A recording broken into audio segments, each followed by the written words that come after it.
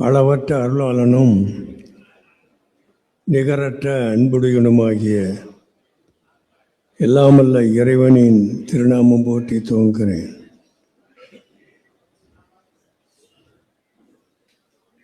பேரன்புக்கும் பெருமரியாதைக்கும் உரிய தமிழகத்தினுடைய புரட்சி புயலாக விளங்கக்கூடிய அருமை மாமா வைகோ அவர்களே, இந்த விழாவுக்கு பெருமை சேர்த்து கொண்டிருக்கிற தமிழக அரசினுடைய பள்ளித்துறை அமைச்சர் பெருமான் ராஜ்மோகன் ஐயா அவர்களே, மேடையிலே வீற்றக்கூடிய பல்வேறு அரசியல் கட்சிகளை சார்ந்த பெரியோர்களே, திரளாக கூடியிருக்கிற அன்புக்குரிய பெரியோர்களே, அருமை தாய்மார்களே, உங்கள் அனைவருக்கும் முதலில் எனது நன்றி, நல்வாழ்த்துக்கள். இது வைகோ அவர்கள் கடந்த 30 ஆண்டு காலமாக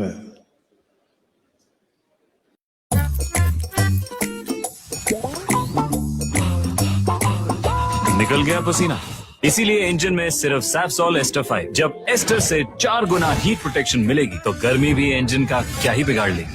तो कौन रोकेगा? They said I was too young. I said, watch me. Before sunrise cycles, relentless miles.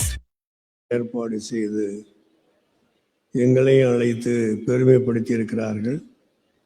அதற்காக மறுமலர்ச்சி திராவிட முன்னேற்ற கழகத்தினுடைய தலைவர் மற்றும் உள்ள நிர்வாகிகள் பெருமக்கள் அத்தனை பேருக்கும் நன்றியையும் வாழ்த்தையும் நான் தெரிவித்துக் கொள்கிறேன். இந்த விழாவிலே பங்கேற்று அனைத்து பெருமக்களும் மிக அரிய அற்புதமான கருத்துக்களை எல்லாம் வழங்கி இருக்கிறார். வைகோ அவர்களை 40-50 ஆண்டுகளாக எனக்கு பழக்கம் உண்டு. நான் வேலூர் தொகுதி எம்பி தேர்தலில் நின்றபோது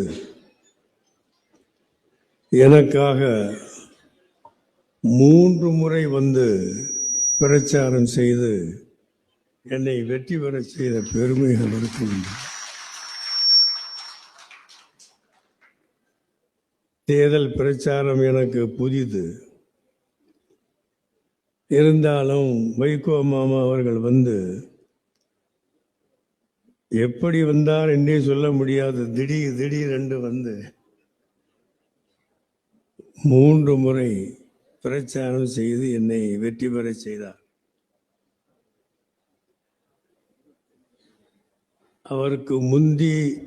அதற்கு முந்தியும் நான் அவரோடு நெருங்கி இருந்தாலும் அதற்கு பிறகு அவர் எனக்கு மிக நெருக்கமாகிவிட்டார். இந்த சங்கொலி 30 ஆண்டு காலமாக நடக்கிறது. பத்திரிகை நடத்துவது என்பது எவ்வளவு சிரமமான காரியம் என்று பெரியவர்கள்லாம் சொல்லியிருக்கிறார். காட்டார்களையும் நெருப்பார்களையும் நீந்தித்தான் பத்திரிகை நடத்த வேண்டும். எனது அருமை மறைந்த நண்பர் தா பாண்டியன் ஒரு முறை சொன்னார், பத்திரிகை என்பது பல பேர் நினைப்பது போல ஒரு காகிதம் அல்ல. பத்திரிகை என்பது ஒரு காகிதம் அல்ல, இது ஒரு ஆயுதம். பத்திரிகை என்பது காகிதம் அல்ல, இது ஒரு ஆயுதம். ஜனநாயகத்தை, நேர்மையை, ஒழுக்கத்தை, பண்பாட்டை நிலைநிறுத்துவதற்காக நம்மிடத்திலே ஒப்படைக்கப்பட்டிருக்கிற ஆயுதம் என்று சொன்னார். அது மாதிரி 30 ஆண்டு காலமாக அந்த ஆயுதத்தை ஏந்தி கொண்டு வைகோ மாமா அவர்கள் பயணம் பண்ணுகிறார். திராவிட முன்னேற்ற கழக, மறுமலர்ச்சி திராவிட முன்னேற்ற கழகம் பயணிக்கிறது என்று, அதுவே ஒரு பெரிய சாதனை தான். 30 ஆண்டு காலம் தொடர்ந்து பத்திரிகை நடத்துவது என்பது பெரிய சாதனை. நடத்துவதே சாதனை என்பும் போது 30 ஆண்டு காலமாக என்னென்ன செய்திருக்கிறார்கள், அது மிகப்பெரிய சாதனைகளா. இங்கே நிறைய செய்திருக்கிறார்கள்.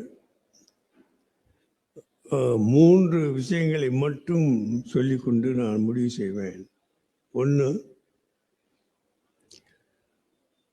திராவிட நாடு கோரிக்கை கைவிடப்பட்டு விட்டது. மீண்டும் எழுப்ப மாட்டார்கள், யாரும் சொல்ல மாட்டார். ஆனால் திராவிட நாடு கோரிக்கை கைவிடப்பட்டதை தவிர இந்தியாவுடைய மாநில உரிமைகளை எப்படி வென்றெடுக்க வேண்டும் என்ற ஒரு கருத்தை அவர் பாராளுமன்றத்திலே உரைகள் அத்தனையும் 12 வால்யூம்களாக வெளிவந்திருக்கிறது. அந்த 12 வால்யூம்களையும் நீங்கள் புரட்டி பார்க்கும்போது திராவிட நாடு என்ற கோரிக்கை தான் விடப்பட்டது தவிர இந்தியாவுடைய மாநில உரிமை என்னென்ன வகையிலெல்லாம் அது பாதுகாக்கப்படும், என்னென்ன வகையிலே சிதைக்கப்படுகிறது என்ற ஆணித்தரமான, வேகமான, விவேகமான, சரித்திரபூர்வமான அனைத்தையும் கொட்டி இந்த 12 வால்யூம்களிலே அவர் எழுதியிருக்கிறார். அதுதான் அடுத்த மாதம் 4ஆம் தேதி வெளியிடப் போகிறார். இலங்கை தமிழ் ஈழம் என்பது, அது வரலாற்றிலே பெரியவங்க சொன்னது மாதிரி மிகப்பெரிய தமிழ் மக்களுக்கு இழைக்கப்பட்ட அநீதி என்பதிலே. ஆனால் இன்று அதே இலங்கையில் இதுவரை நிகழாத ஒன்று நிகழ்ந்து கொண்டிருக்கிறது. 3 நாளைக்கு முன்பு ஸ்ரீலங்கா முஸ்லிம் காங்கிரஸ் உடைய தலைவர், எனது முன்னாள் அமைச்சர் ரவுஃப் ஹக்கீம் அவர்கள் தொடர்பு கொண்டு பேசினார். ஒரு நல்ல செய்தி உங்களுக்கு சொல்லுகிறேன் என்று சொன்னார். தமிழ் ஈழம் இலங்கை வருதோ இல்லையோ, ஆனால் தமிழ் மக்களை எல்லாம் ஒன்று திரட்டுவதற்காக,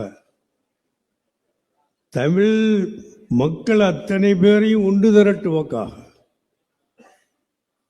இலங்கையில உள்ள தமிழ் பேசுகிற மக்கள் அத்தனை பேரும் ஒன்றுபடுத்துவதற்காக ஒரு கூட்டமைப்பை நாங்கள் உருவாக்குறோம். இதற்கு முந்தி கிடையாது. முஸ்லிம்கள் சேரவில்லை, முஸ்லிம்களும் தமிழர்கள் தான்.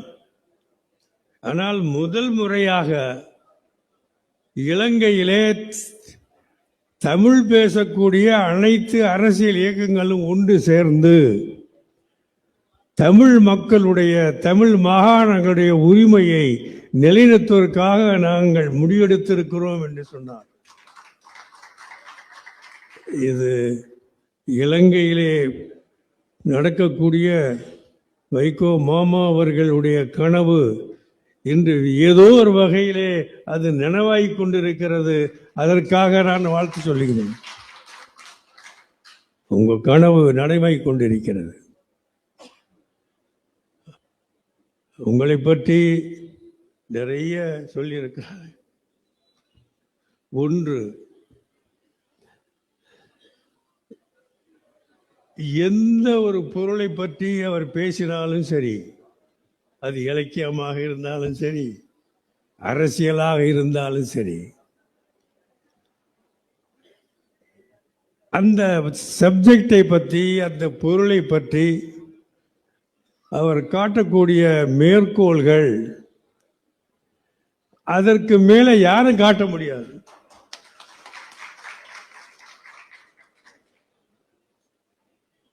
எந்த ஒரு சப்ஜெக்டாக இருந்தாலும் சரி.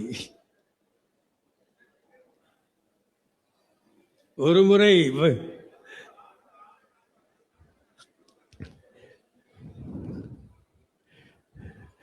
கவிஞர் ரஹ்மான் இறந்து போய்விட்டார். அவருக்கு இரங்கல் கூட்டம் நடக்கிறது. கவிக்கோ ரஹ்மான் இரங்கல் கூட்டத்தில் வைகோ மாமா பேசுகிறார். அதுவரை கவிக்கோ என்னென்ன நூல்கள் எழுதியிருக்கிறார் என்று சில பேர் தெரிஞ்சிருந்தாலும் கூட அவர் இத்தனை நூல்கள் எழுதியிருக்கிறார் என்று அன்றுதான் எங்களுக்கு தெரிந்தது. பக்கத்தில் இருந்தவர்களை கேட்டேன், பப்ளிஷரை, இதெல்லாம் உங்களுக்கு தெரியுமா? இப்பதான் தெரியுதுன்னாரு.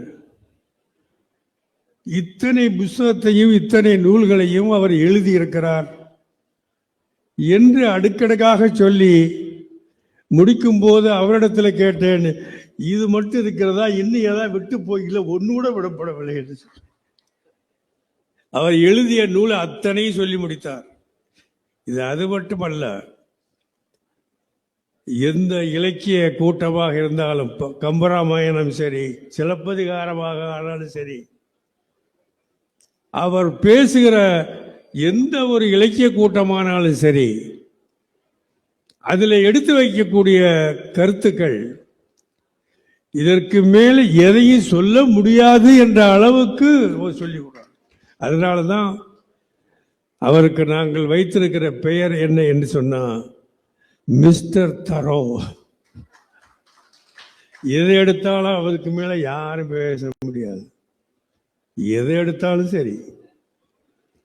இதை அவருடைய பாராளுமன்ற உரையில் 12 வால்யூம்களாக வெளிவந்திருக்கிற பாராளுமன்ற உரைகளை புரட்டி பார்த்தீர்களே, ஆனால்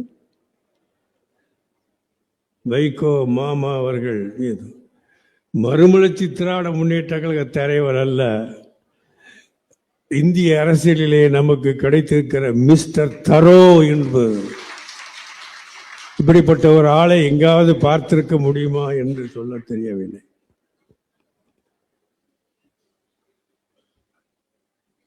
கேரளத்து முஸ்லிம் லீகர்கள் அவருக்கு வரக்கூடிய 29ஆம் தேதி விருது வழங்கி பாராட்ட போகிறார்கள். கேரளத்து முஸ்லிம் லீக் நாங்கள் பண்ணவில்லை. கேரளாவில் இருந்து அபுல் கலாம் ஆசாத் அவருடைய பெயரில் மிகப்பெரிய விருது கொடுத்து, பாராட்டு பத்திரங்களை கொடுத்து பாராட்டுவதற்காக ஏற்பாடு செய்து கொண்டிருக்கிறார். இங்கே வந்திருக்கிற அப்துபக்கர் அவர்கள் இல்லாது செய்து கொண்டிருக்கிறார். இது ஏதோ அவரை பாராட்டுவதற்காக அல்ல, வைகோ அவர்கள் இருந்து புரிந்து கொள்வதற்காக, மக்கள் புரிந்து கொள்வதற்காக. எந்த ஒரு சப்ஜெக்டாக இருந்தாலும், எந்த ஒரு பொருளாக இருந்தாலும் அது பற்றி முழுமையாக தெரிந்து இதற்கு மேல் எதுவும் இல்லை என்ற அளவுக்கு சொல்லக்கூடிய ஒரு ஆற்றல் உள்ள ஒரு தலைவரை, ஒரு அறிவாளியை தமிழகத்தில் இதுவரை யாரும் பார்த்திருக்க முடியாது, இனியும் இருப்பார்களா என்றும் சொல்ல முடியாது. இதை பாராட்டுவதற்காக நான் சொல்லவில்லை. எனக்கு யாரையும் வசைபாட தெரியாது. எங்கள் தலைவர்கள் எங்களுக்கு சொல்லிக் கொடுத்தது வசைபாட தெரியக்கூடாது, வாழ்த்து பாடத்தான் தெரியும். வாழ்த்து பாடுவதுதான் என்னுடைய குறிக்கோள். அப்படி வாழ்த்து பாடக்கூடியவனாக இருக்கக்கூடிய நான் உங்களுக்கு மிக பணிவோடு சொல்லிக்கூடியது, மறுமலர்ச்சி திராவிட முன்னேற்ற கழகத்திலே உள்ள எழுத்தாளர்களும் சரி, பேச்சாளர்களும் சரி, தலைவர்களும் சரி, இங்கு நிரம்பி கூடியிருக்கிற அருமை சகோதரர்களும் சகோதரிகளும் சரி, இந்த கூட்டத்தில் நாம் கற்றுக்கொள்ளக்கூடிய ஒரே ஒரு வாழ்த்து பாடல் என்ன என்று நீங்கள் கேட்டால், எந்த ஒரு பொருளை எடுத்தாலும் இதைவிட சிறந்த அதிகப்படியான ஒரு கருத்தை யாரும் சொல்ல முடியாது என்ற அளவுக்கு சொன்னவர் வைகோ. அதை இங்கு வந்திருக்கக்கூடிய அத்தனை பேரும் பின்பற்றினால் அதுவே அவருக்கு செய்யக்கூடிய மரியாதை, மதிப்பு, பெருமை என்று கூறி நன்றி சொல்லி நன்றி, வணக்கம்.